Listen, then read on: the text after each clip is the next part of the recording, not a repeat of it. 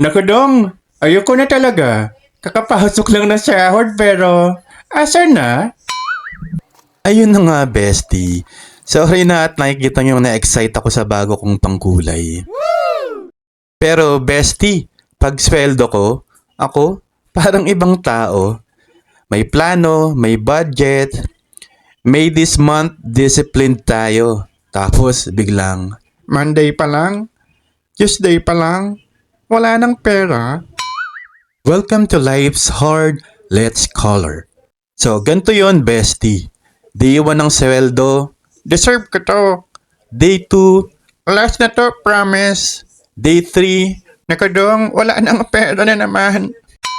Pag sweldo, nagko-compute ako sa Notes app. After 3 days, nagko-compute na lang ng dahilan.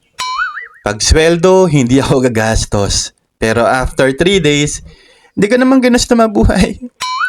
Tapos magtataka ka bakit yung pera mo parang nakagrab, pick up lang, walang drop off.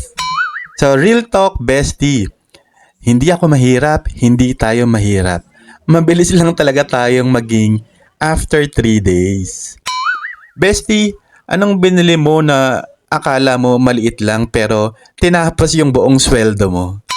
Tag mo yung mga bestie mong 3 days pa lang, pet sa di peligro na. Share mo to, bestie.